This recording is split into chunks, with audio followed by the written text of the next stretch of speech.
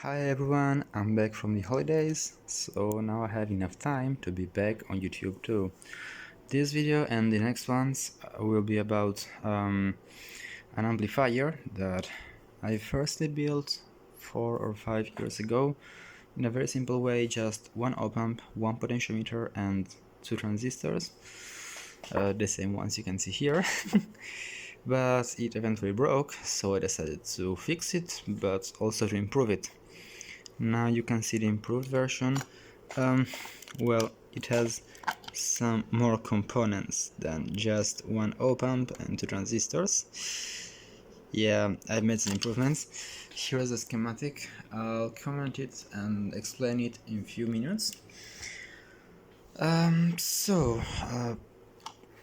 I wanted also to compare the waveforms from the simulation to the real life circuit, but I noticed that they are so freaking similar that there is basically no point in doing that. I mean, I would show a waveform, show it here and say, oh look, it's the same, then do it again, show a waveform, say, oh look, it's the same. No, not so funny, there was nothing interesting to show, any interesting differences. So the only thing that's left to do is to assemble it. So closing the housing and putting the fan in with some screws and a grid in front of it, and to fix the heatsink. It's not that big, but it's enough. And with the fan blowing, the air will be pushed outside of these holes, so it will cool the heatsink to less than 45 degrees, which is, well, pretty low actually, so that's great. But before that, I still want to do some improvements. I want to add a diode instead of the fan because it's too noisy, and if I remove half a volt, a bit more, it will be less noisy. Then I want to add this Bluetooth module. I'll try to add it here. I already have a 5 volts power supply. So, well, here's the amplifier board, here you have the power supply for the amplifier, and here you have, you can see here, the power supply for the fan. I can decide if to switch on only the amplifier or also the fan.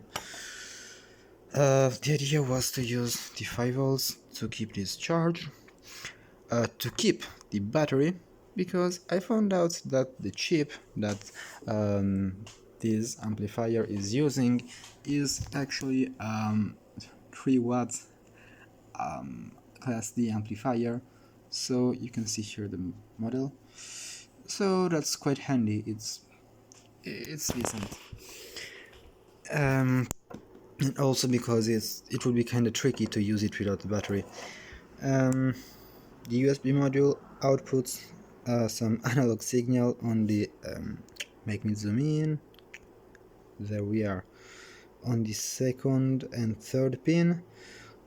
Only issue is that it's a differential signal, like you have a positive sine wave and a negative sine wave. I mean, they're in phase opposition, so I'll use just one. I'll have half the voltage in that way, but it's gonna be enough.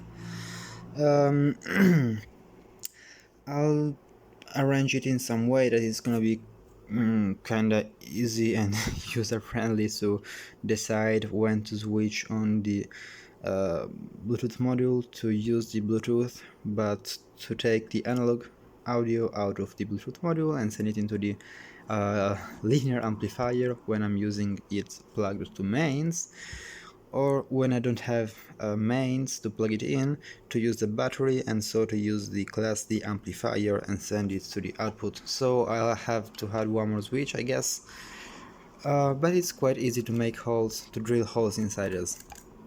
I'm using just a motor. I've cut in a kinda rough way the shaft, so it's sharp and I can just drill inside it.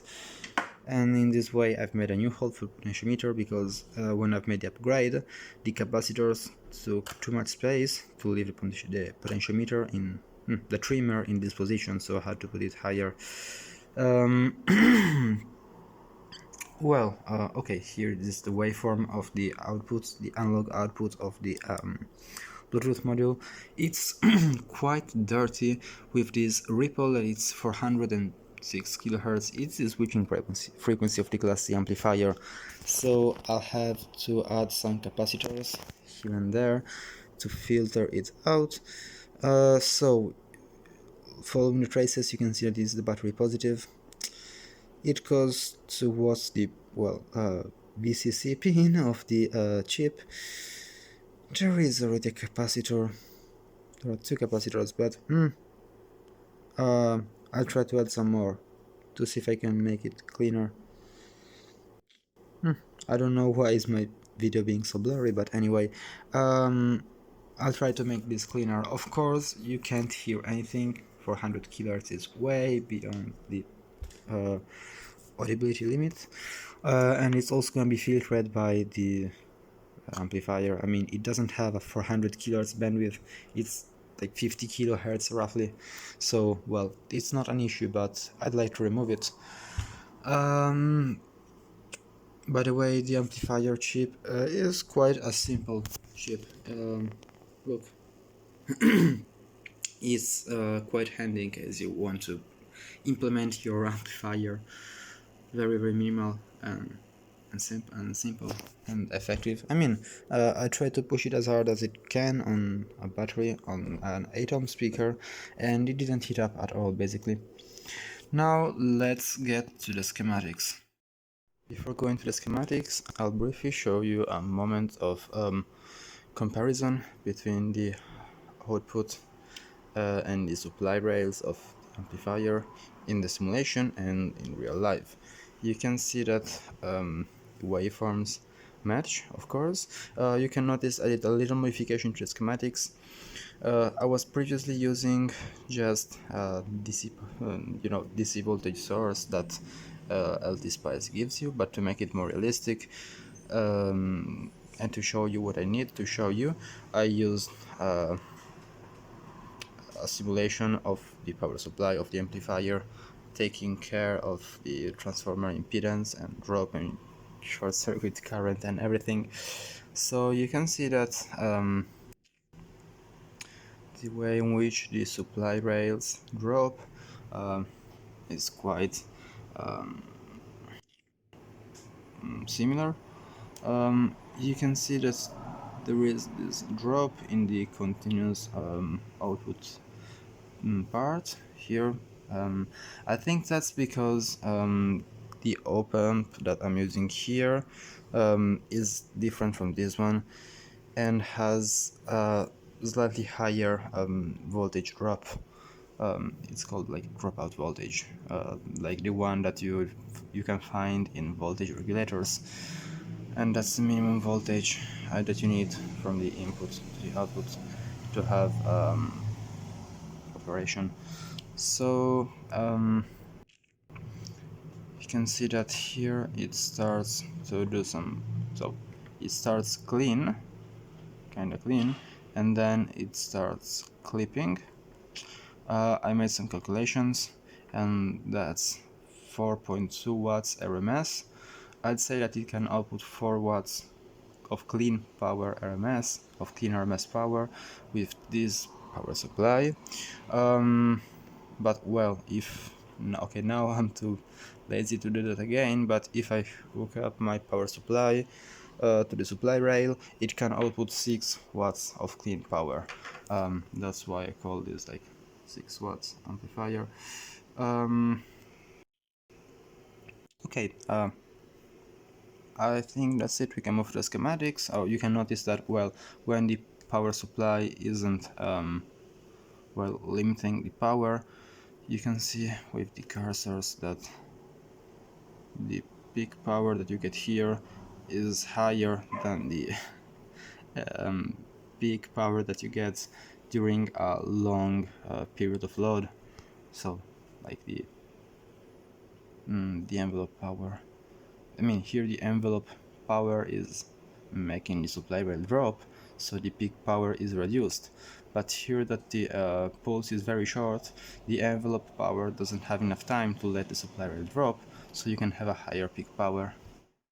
So here we are, the schematics, ready to describe its operation. It can be divided in functional blocks. Here we have the power supply.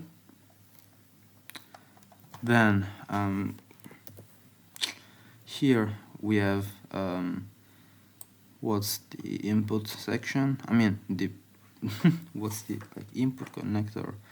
You can see that there is this component. Basically, I've added here this voltage to voltage converter because I need it in the simulation, because otherwise the output voltage from the waveform file is too high for the amplifier. So I added this voltage to voltage converter to make it essentially lower. You will see it here now. Otherwise it would clip. Yes, I can reduce the gain, but I just want to make it realistic with the gain all the way up, because that's also the most unstable condition for the amplifier, the hardest condition that the OpAmp has to deal with. So then we have the OpAmp and the input decoupling section. Here we have the feedback section. Here we have the biasing section, and here the output section. In my case, the output transistors, so Q1 and Q2, are on a heatsink, and they are not on the same perf board as the circuit. I would say printed circuit board, but it's not a PCB, it's just a prototyping board. It's been quite funny to weld on it, to solder on it, because I wanted to make it quite compact. So about the power supply, I'm using a little transformer that I found well in the shoes closet. Yes, it was there. I found it and I used it. 24 volts, 12 volts center tapped, just 5 volt amperes. It's not the best, but it's enough in a single room. Then there is a bridge rectifier. It doesn't need any heatsink at all, and then we have the capacitor bank. It may be wise to put a fuse somewhere in case something goes wrong, so that we don't burn the transformer or the full bridge rectifier, but I didn't, so yeah, maybe I will add it. Then we have the OpAmp. So we can see here that we have the input. It's AC. In this case, it's a pure AC. There is no DC coupling. Usually it should be the same from your laptop or smartphone, but just in case, I've added a capacitor that acts as DC decoupling capacitor, DC blocking capacitor. It will let only AC voltage across it. This is also a high pass filter, pardon. It will block frequencies below a certain threshold. You can see here the reason why I used DC voltage and not a realistic power supply, and it's for running bandwidth simulation, let's say. So you can see that here we have full bandwidth. Here we have the high pass filter that blocks frequencies below 20 Hz in this case. Well, if you want to see -3 decibels, it's around 8 Hz maybe.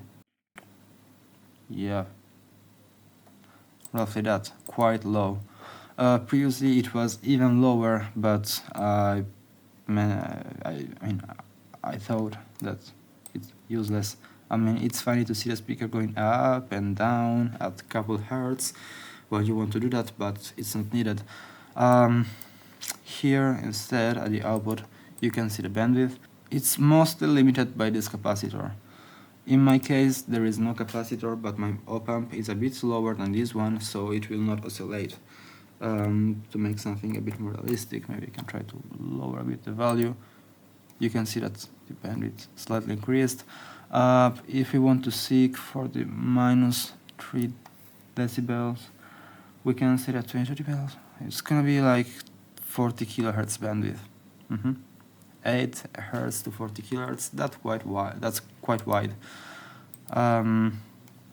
And the output is gonna be pretty clean, because the issue of having just the op-amp, no biasing section, and then the output section was the crossover distortion.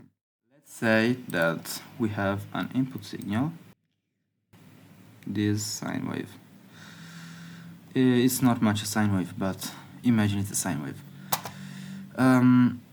Then we know that transistors have junctions, and these junctions need a certain voltage to be opened to start conducting. So here we have an NPN transistor. Before some current starts flowing through the base, allowing a bigger current through the collector, we need to pass a threshold voltage that's similar to the one of a diode. Roughly 600-700 millivolts. It depends from the model of, the transistor you're using, the part number, the model, the temperature, and many other things. So imagine that you have your sine wave with this amplitude, and imagine that the transistors need this voltage to start conducting. So if you take a class B amplifier as the one that I have, made in this way with NPN transistor and a PNP transistor, complementary. If you're using an op-amp, it's not so necessary to have them exactly complementary and matched, because the op-amp will do the magic trick to solve all the unbalancing, the difference issues that you have between the positive and negative side of your amplifier. But so let's say that you are feeding this red sine wave at the input, but you need to go beyond this yellow voltage to open the transistor. So what you will get at the output is essentially this. Then nothing, then you will get this, then nothing, and then this. So what the op-amp does, when you add it before the transistor, the output pair is adding the voltage that's missing. So it will feed into your amplifier. This is a current amplifier. It amplifies the current and not the voltage. A sine wave that's made, let's say, in this way. It adds the voltage that's needed, then there is a sine wave, period. Then it adds the negative voltage that you need, then you have the sine wave, and so on. The only issue is that this slope has to be quite fast, because at high frequencies it's gonna look something like this. Let me do this better. Okay.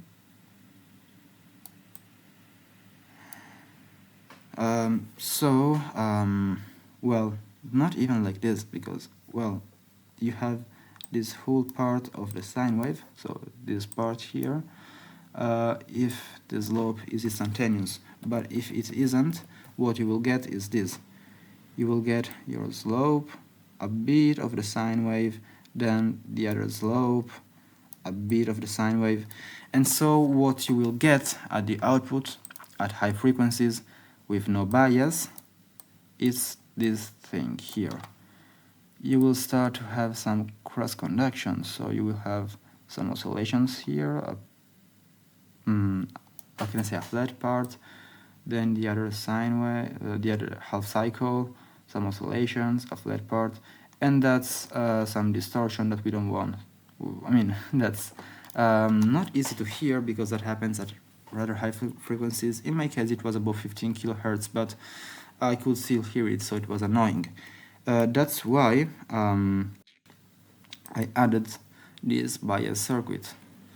In this case, we can see that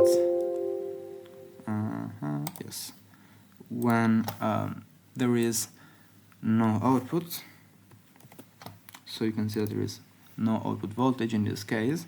Let's let it run a bit longer. Okay.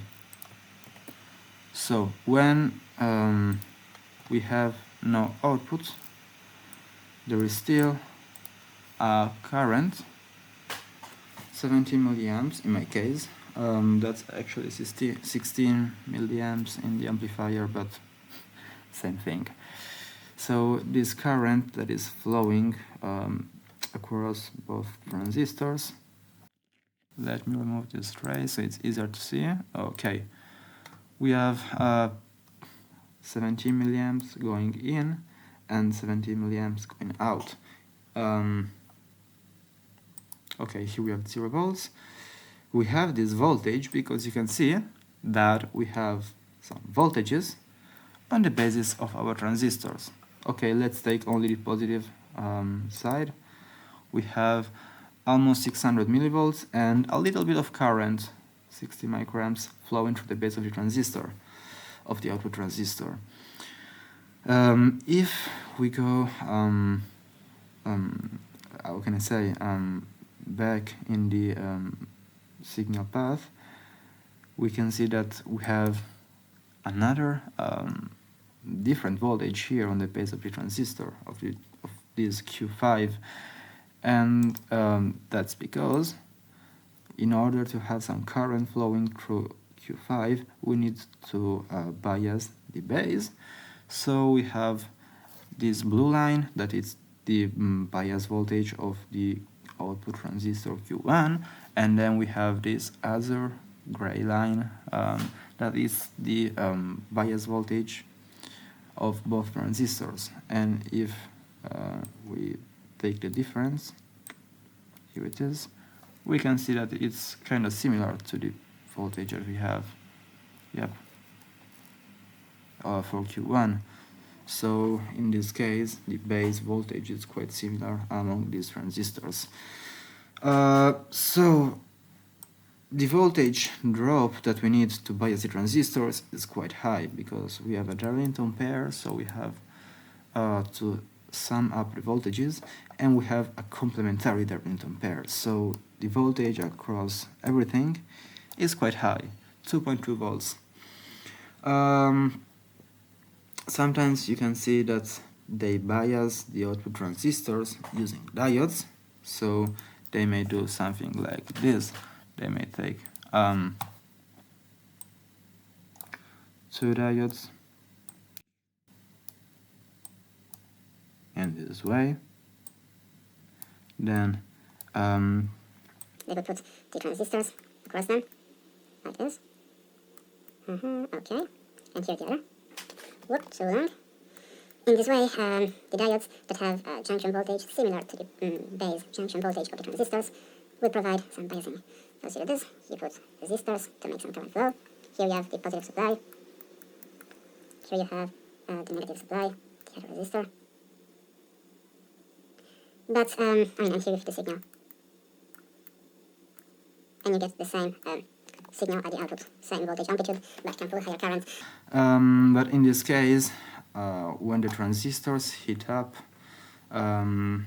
the voltage drop of the diodes isn't going to be enough, or it's going to be too much actually, because when you heat up a silicon junction, its voltage drop will decrease. So you will have a higher and higher current flowing through transistors. The higher the temperature, the higher the current, and so the higher the power loss. So you would have like this.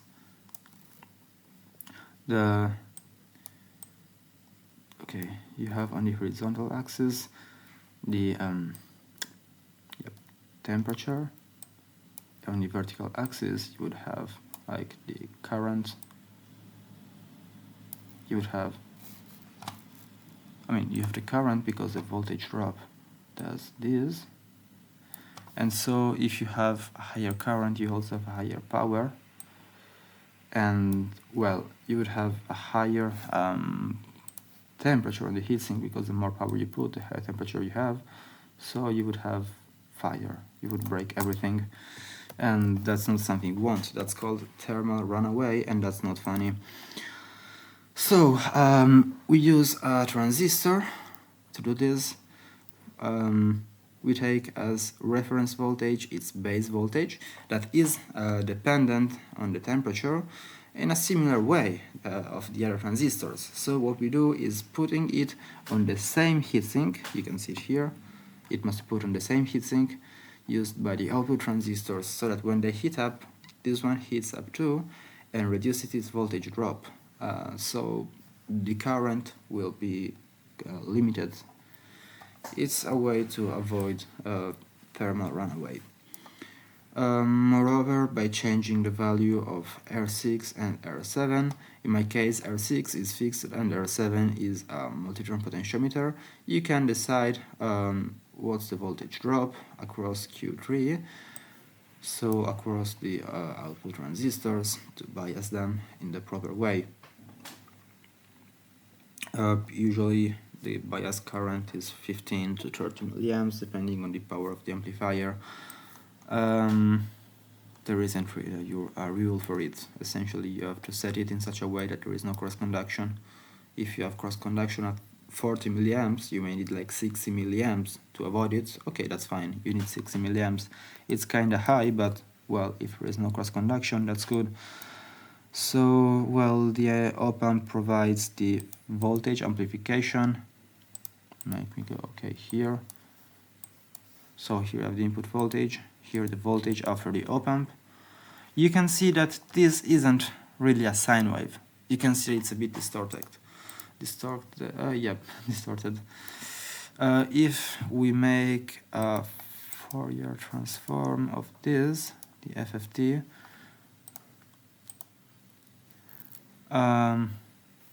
maybe we don't have enough points, make it longer. You will see that we have some harmonics that we wouldn't like to hear at the output. But we have these harmonics, we have this distortion here, exactly because it's being cancelled out from the output. You can hear all these peaks. They are not nice. If we compare it to the input signal, here it is.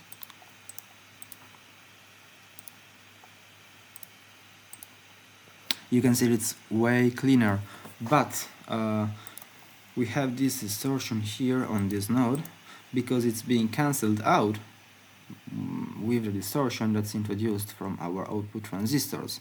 So when we probe the output, we have a nice sine wave, and if we look at the FFT, we can see that it's quite clean. It's not very clean, but it's quite clean. We have 20 decibels here, and here it's minus 50 decibels, I guess, the first harmonic, minus 66. That's quite decent. If we move this into a linear scale, you can see that we have almost 6 volts RMS for the fundamental harmonic. If we go to see the other harmonics,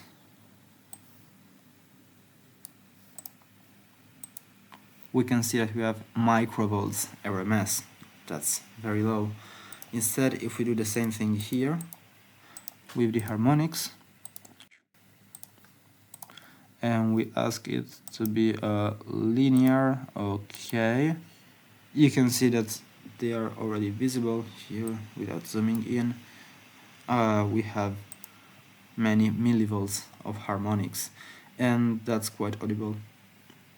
It takes something like 100 millivolts RMS into an 8-ohm speaker, in my experience, to make it quite audible.